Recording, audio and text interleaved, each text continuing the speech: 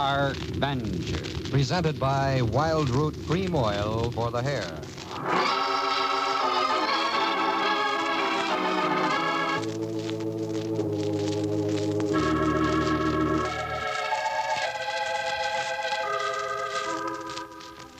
Over the minds of mortal men come many shadows. Shadows of greed and hate, jealousy and fear. Darkness is the absence of light. So in the sudden shadows which fog the minds of men and women are to be found the strange impulses which urge them into the unknown. Dark Venture.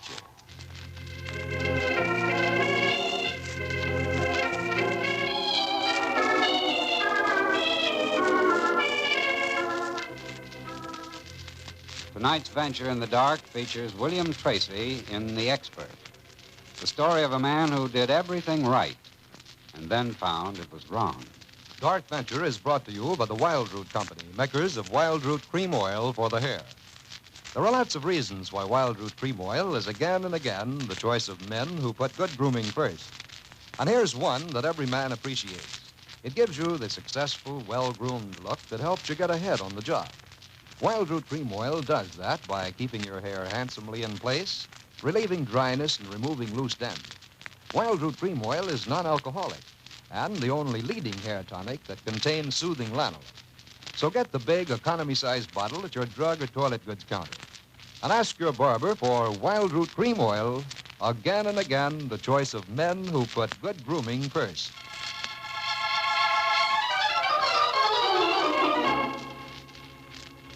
And now, tonight's Dark Venture, The Expert.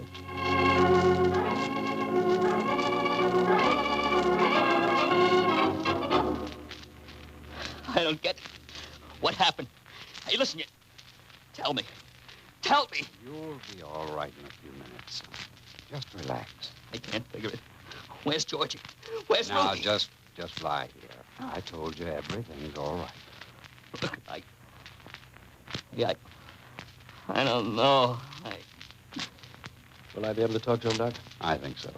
The hypo's already starting to work. His pulse is slowing down a little. You sent for Ruthie, didn't you? Hey, you sent for my wife, Ruthie. Now, don't worry about a thing. Just close your eyes and lie quiet.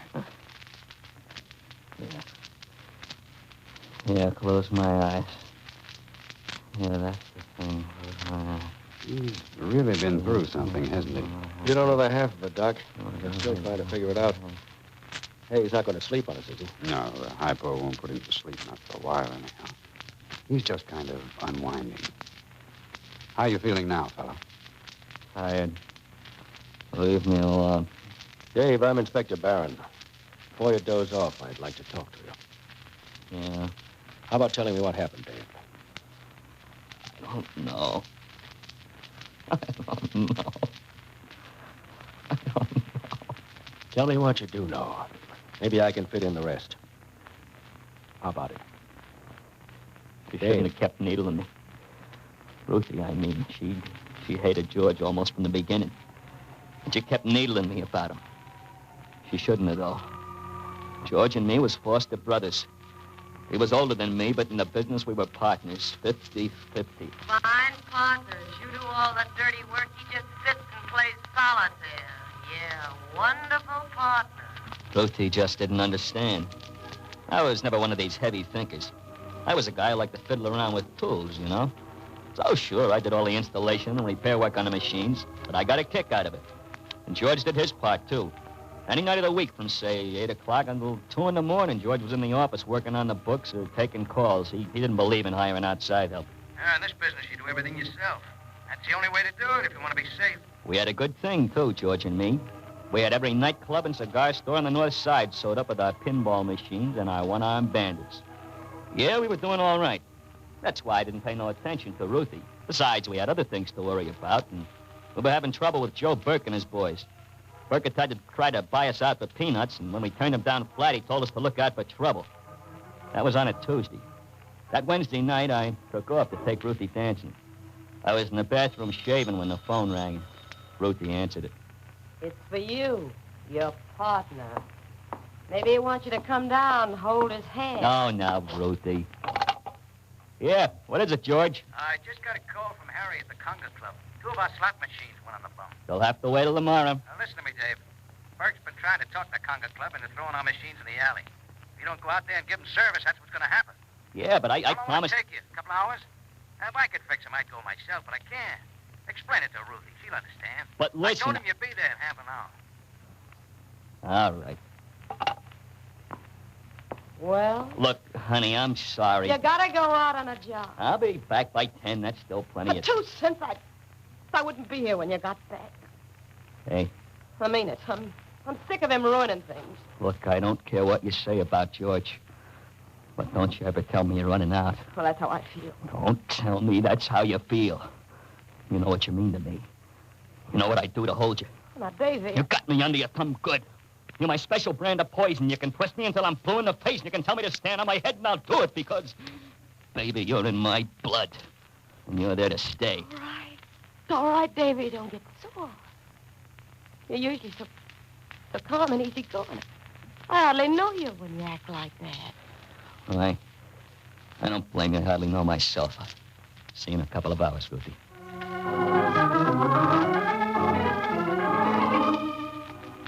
But as things turned out, I saw her a lot sooner. The Conga Club is out in the sticks. I'm on the highway about 2 miles from the place when a Buick sedan starts crowding me off the road. I pull over to the side. The Buick stops and a couple of guys come over. Out of the car. Look. Come on, out of the car. Take your hands off me. You're too cute. Take it easy. Use your head, Dave. Would we chase you for a half hour just to take it easy? Hey, who are you? We're a couple of reformers. Oh. Yeah, we don't like slot machines. Not unless they're Joe. Wait!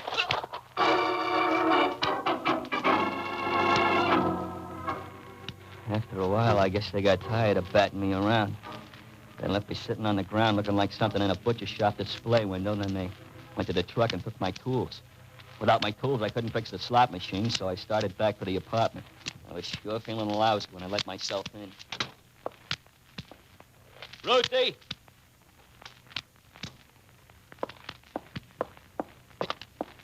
Hey, Ruthie, what's wrong? Well, nothing's wrong. Who went out of here? Oh, now, Dave. I heard somebody go through this back door. You're crazy, Dave. I'm not crazy. Dave, listen, Dave! Whoever it is, he can't get through the alley. He's got to go around to the front. I'll see him when he comes out in front. All right, I'll tell you. It's about time you got wise. He's going out to the street now. You'll see who it is when he passes under the street lamp. Now do you see, Dave? George! Why do you think I hated his guts? Why do you think I kept trying to get you to get rid of him? He wouldn't leave me alone. Every time you turned your back, he was making love to me. Why didn't you tell me? Why didn't you tell me? I had to sometime, honey, but I was afraid. I knew how sore you'd get. I was afraid for you, honey, honest. That's why I didn't say it, honest. What are you trying to do? Dave, what are you looking for? Dave, don't be crazy. Put that gun away. Where did he say he was going? Please, honey. Darling, listen, please. Where did he say he was going? Dave, you're not leaving this house. Not till you listen to what I got to say. You can talk your head off. I'm going to kill him. Sure, you're going to kill him. And I'm going to help you. But what? This isn't the way. 10 minutes after you shot him, you'd be sitting in a cell. I don't care. What about me? I couldn't lose you, Dave. I used to boy you out for talking against him. It's over with. I know a way to kill him. Nobody could ever blame you. Huh? Oh, if you only knew how many nights I've just laid awake thinking about it. If you knew how many nights I cried over you while you slept, wondering what to do. If you only knew how I begged him to let me alone. If you only knew how long I've wanted him to die. Poor kid. But that's all over with. What night of the week is George sure to be in the office? Almost every night. Yeah, but what night must he be there? Well, he goes over the books on Friday. Yeah, it's got to be there on Friday. Well, that gives us 3 days. 3 days for what? Something I read in the paper about Joe Burke made me think of it. You know, 5 years ago in Kansas City, he almost went to prison. Yeah? Yeah, he was trying to organize some small businessmen into something he called a protective league, I think. But something went wrong. There was a bombing. 2 people got killed. Everybody said it was Burke. But they couldn't prove it. I still don't see how this Don't you figures. see, Dave? The whole town knows Burke's trying to drive you out of business. There's another bomb. Oh, he wouldn't try anything like that. Wouldn't it? Rue! Why, you're a magician with your hands. You could build a bomb between now and Friday without even working up a sweat. I guess so, but... A time bomb that would go off right when you want it to go off. But, what if the cops don't figure it's Burke who's done it? Maybe they'll figure it's me. Oh, no, they won't, darling. They couldn't possibly. Because you're going to be in the office with George when the bomb goes off. What do you mean? Only just a second before the explosion, you're going to step into the vault for something. Just by chance. One of them miraculous escapes. You wouldn't get hurt that way, would you? Oh, no, but it's kind of a tough way to die. For George, I mean. You feeling sorry for George? He wasn't feeling sorry for you when he was trying to bust Yeah. you up. Okay. Right. Friday, darling. We'll plan it together every step of the way. Huh? George, it's, me, Dave. Yeah? Did I hear you right tonight? I got to thinking about it when I got home. What are you talking about? Did you tell me you weren't working this Friday night? Oh, why would I tell you that? You know I gotta work on the books. Yeah, that's what I couldn't figure. No, I'll be working till at least midnight as usual. You gonna be here to work on the machines? Yeah, sure. Sorry to have bothered you, George. Guess I better have my ears washed, huh? Good night. Is it all right? Yep. You'll be working. Now I can finish this thing. Well, this is it, honey. I'm going to set the detonator. You get on the phone and dial UL 1111. Huh? For the exact time, we got to know right to the second. Oh, okay. UL 1111. That's right. Kind of gives you the creeps, don't it? Don't give me the creeps. It's like a dream coming true. Here's the time now. 10:36 and 1/2. Keep calling her while I set this thing. 10:36 and three quarters. Yeah? 10:37. Okay, hang up. All right. There she goes. She's ticking, baby. And she won't stop ticking until tomorrow at midnight.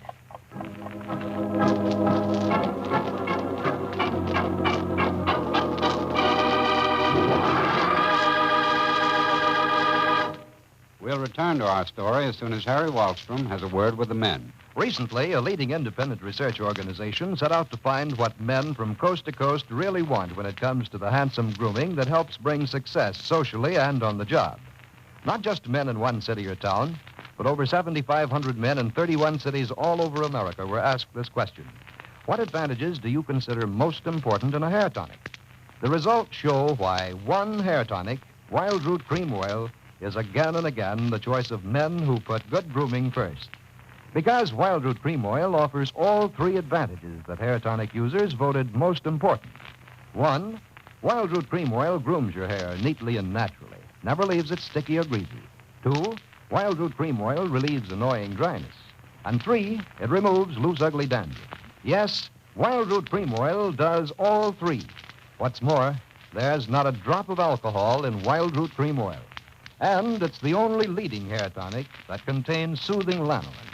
So ask for Wild Root Cream Oil, preferred by 4 out of 5 users from coast to coast. Wild Root Cream Oil, again and again, the choice of men who put good grooming first. Now back to our dark venture for tonight, the expert.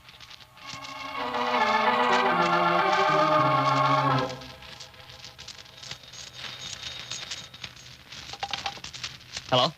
Me, darling. George around? No, he went out for coffee. But he'll be back. Yeah, sure. It's not even 10. You sound nervous. I'm all right. He deserves it, darling. I never told you. I know he deserves it. Where'd you put it?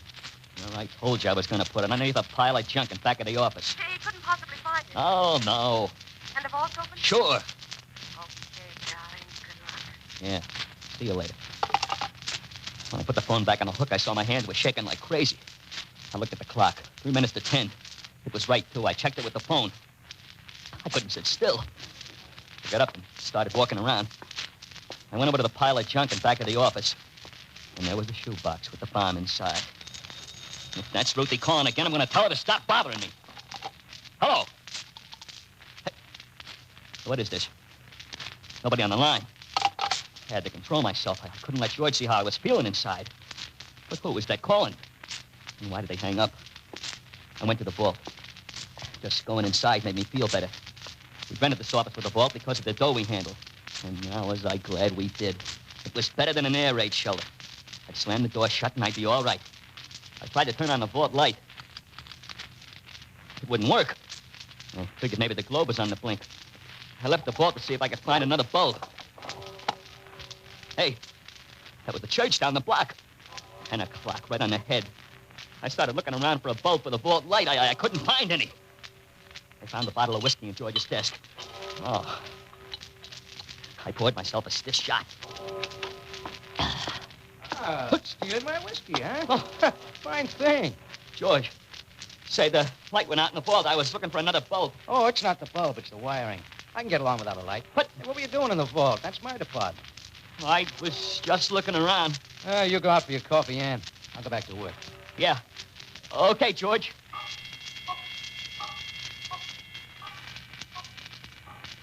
I went down to the corner drugstore and ordered a sandwich, but the food stuck in my throat. All I could think about was the clock.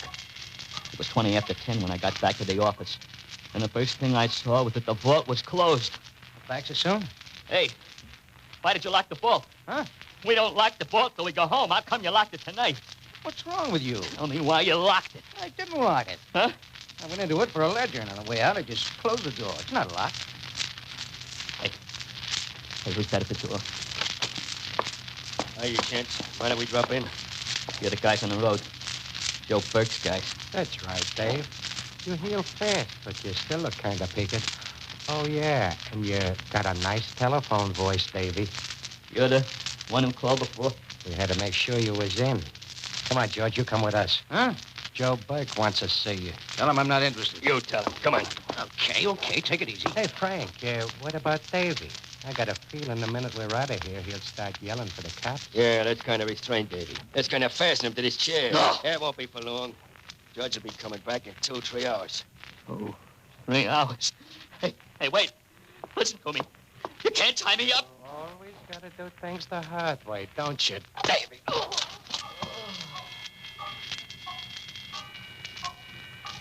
For a minute, I didn't know where I was or what happened. Then it hit me like a bucket of ice water. I could see the clock on the wall. 16 minutes to 12. I was tied to a chair. My arms were twisted and back of me and tied with my belt. They'd stuffed a towel in my mouth, and I couldn't have been any more helpless if I was 8 hours old in the nursery.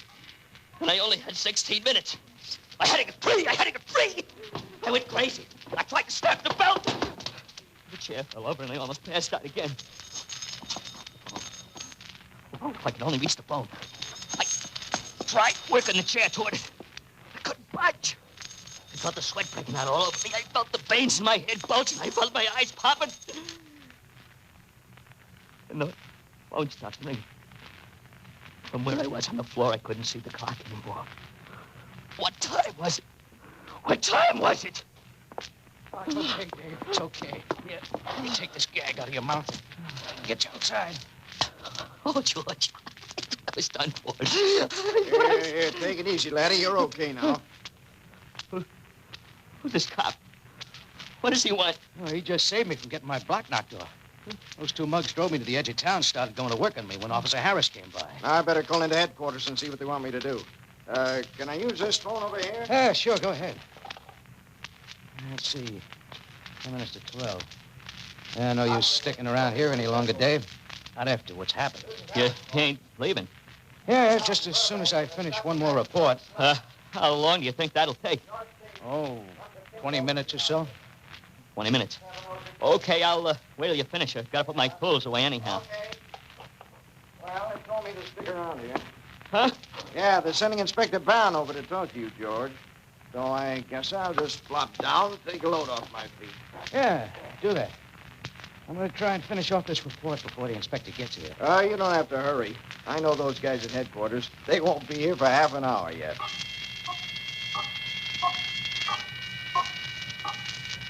I tried to act like I was putting my tools in order, but inside I was boiling.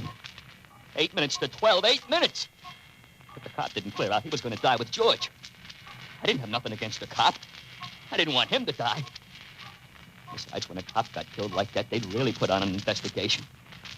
Hey, I've been watching you, Shorty. Why? Maybe that slugging you took didn't do you much good. You look kind of bad. I'm all right. You look like you're ready to flop over. Listen, I gotta tell you something. Oh, I'll get it. Maybe it's for me. Hello? Speaking. Huh? Where? Okay. Yeah, see you. Yeah, that was for me. Something happened on the south side, a big holdup. The inspector had to go out there. George, they want you to come down to the station first thing tomorrow and tell them more about this. We know you guys are okay, but that Burke outfit isn't. We've been trying for a long time to get something on them. All right, I'll be down. Well, got to be running along now. Oh, Shorty, you wanted to tell me something. What was it? Nothing important. Oh, but you said... It couldn't have been important. It skipped my mind. You sure don't look good. I'm fine. Well, see you both around. Yeah, and thanks for saving my neck. 3 minutes to 12, and I couldn't take my eyes off the clock. George was bent over his desk working on his report without even the slightest idea of what was under that trash pile in the corner, ticking away. Thought I'd better get the vault door open now. I had to do it easy without arousing George's suspicion. I kind of eased over to it. Just about 2 minutes left. I slid my fingers over the handle to swing the door open. But it didn't budge. The vault was locked. George! Huh? What's wrong now? You told me you didn't lock this vault. I didn't. It's locked, George. In all the excitement, somebody must have spun the dial. Get it open, George. All right. What are you going to do in there? You said the wiring's on the bum. Well, I'm waiting for you to finish that report. I'll try to fix it. I don't know. You're sure acting crazy tonight. Maybe you better stay home tomorrow. Take a rest. Yeah, I will. You got it open. Yeah, it's open. Maybe you've been working too hard. You worry me, kid. He started back to his desk. Just about 70 seconds left. I was out of trouble now. Just watch the clock. The big second hand was starting its last sweep. 60 seconds. But then I found myself looking more at George than at the clock. I found myself starting to feel sorry for the guy. Hey, cut that out! 50 seconds. I tried to remember everything Ruthie had told me about him. He double-crossed me behind my back. Yeah, but killing the guy. Killing George. 40 seconds. I wasn't kidding myself now about anything. There wasn't time. That meant Ruth, too. She wasn't no Lily. I'd always known that, even if I didn't admit it. 30 seconds. How did I know for sure it was George's fault? All of a sudden, I didn't hate George anymore. I hated myself. I was nothing but a weak, dumb jellyfish. Less than 25 seconds left. George couldn't die. If anybody ought to die, it should be me. Yeah! 20 seconds. George! What's wrong?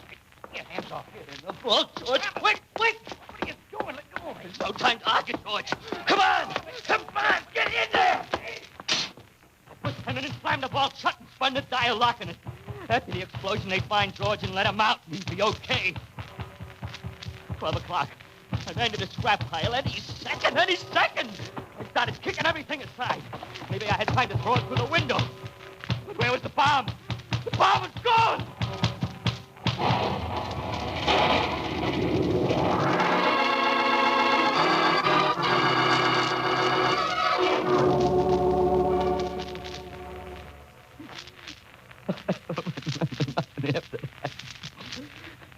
I don't know. It's all right, boy. It's okay. You'd better let him alone now, Lieutenant. That's all I had to know. I couldn't take much more. I'll be going. Yes. No, wait. Huh? You said you'd tell me what happened. That's what you said. Later. You go to sleep. No, you tell me. You promised. Doc? Tell him he's got to know sometime. Okay. I'll give it to you all in one dose, Dave. We're playing you for a sucker. Playing me? Yeah. Ruthie and George. They were nuts for each other. They're afraid of what you might do if you caught on. So they figured out this whole thing together. Every move you made, you told Ruthie. And Ruthie told George. Oh, no. You're lying. You're a lying copper. Yeah. George knew where the bomb was. He knew it'd go off at midnight. He knew you'd step into the vault just before it went off. So while you were out eating tonight, he took the bomb and put it in the vault. Yeah. The only thing they didn't figure out was that you really aren't a bad little guy, Dave. They didn't figure on your heart. Now go to sleep. Pleasant dreams.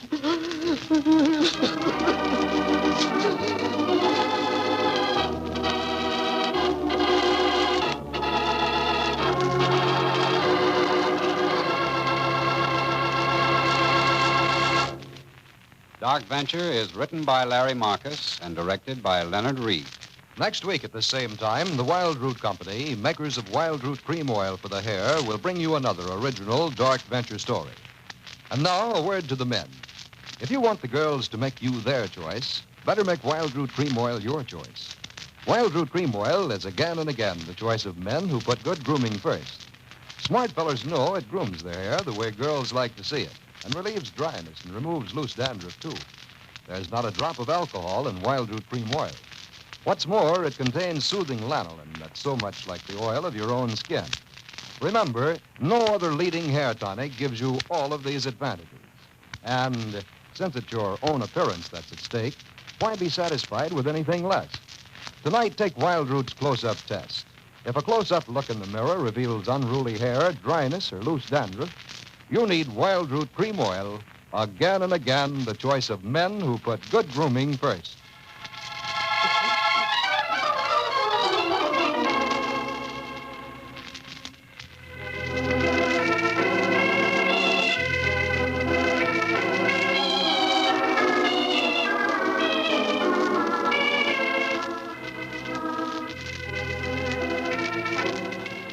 In tonight's Dark Venture, William Tracy was heard as Dave, Betty Lou Gerson as Ruth, Jack Moyles as George, Charlie Seal as the inspector, Eddie Fields as Frank, and Stanley Farrar as the officer. Original music by Dean Fossler. Your narrator has been John Lake. Until next Tuesday, remember, smart girls use Wild Root Cream Oil, too, for quick, good grooming and to relieve dryness between permanents. Mothers say it's great for training children's hair.